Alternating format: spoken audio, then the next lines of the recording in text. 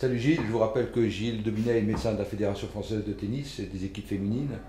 On parle souvent du golf elbow au sujet des picrocléites et on en voit aussi dans le tennis. Quelle est ton expérience sur l'application du tennis dans cette pathologie? Alors bonjour, les douleurs de la face interne du coude ou golf elbow, on en rencontre évidemment au tennis. Il y a deux circonstances, c'est soit le jeune joueur professionnel qui a un petit peu trop de préhension et qui va déclencher ce type de douleur. Donc en général, il faut regarder s'il n'a pas des déficits au niveau de son épaule, ce qui est assez souvent le cas. Et puis il y a monsieur tout le monde qui a un petit peu plus de 30 ans et qui va jouer au tennis, qui va serrer sa raquette et qui va faire une douleur de la face médiale du coude, donc golf elbow, comme il aurait pu faire d'ailleurs une douleur de l'autre côté, c'est-à-dire tennis elbow.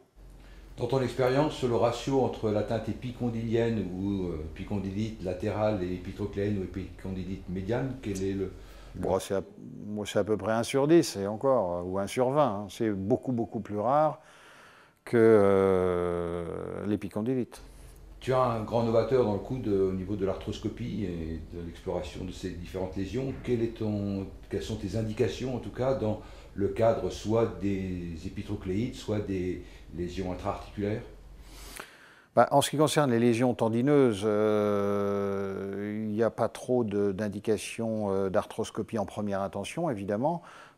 C'est d'abord un traitement médical et l'intervention chirurgicale qui consiste à désinsérer le tendon, que ce soit à la face latérale ou à la face médiale du coude, elle n'intervient qu'après au moins 9 mois d'évolution et d'un traitement médical bien conduit. À l'inverse, lorsqu'on a une pathologie intra-articulaire prouvée par un arthroscanner, eh bien on peut d'emblée traiter cette pathologie intra-articulaire qui peut être des corps étrangers, qui peut être des petits fragments de cartilage, une ostéochondrite, ça on peut les traiter en première intention à partir du moment où ça se justifie. À partir du moment où tu es confronté à cette problématique et que tu vas proposer un geste arthroscopique sur une épitrocléite, quels sont les délais en ce qui te concerne de reprise sportive, de rééducation? Quels sont les délais que tu vas accorder à ce sportif? C'est 4 mois. Hein. De toute façon, c'est minimum 4 mois pour la reprise des activités avec une préhension importante. Que ce soit tennis, golf ou ce que vous voulez, jardinage. Il faut compter 4 mois minimum. Hein. C'est entre 4 et 6 mois. J'ai revu les épicondylites là récemment. Et donc, c'est 5 mois et demi la moyenne de mes opérés sur 75 cas. Et donc tu es confronté à des formes rebelles, donc résistantes au traitement médical. Quel est le prorata de gens qui vont guérir au terme de ce geste que tu vas proposer d'arthroscopie? Globalement, il y en a à peu près 10 à 15% qui sont rebelles au traitement médical, donc ceux-là, on leur propose le traitement chirurgical. Et dans toutes les séries, les résultats de ceux qui font des gestes simples, c'est-à-dire ce qui marche, on va dire que ça va de 85 à 95% de bons résultats.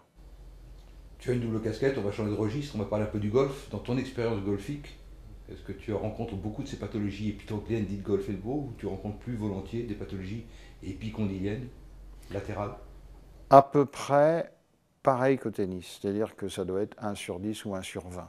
C'est pas parce que ça s'appelle le golf elbow qu'on le voit d'ailleurs plus au golf qu'au tennis.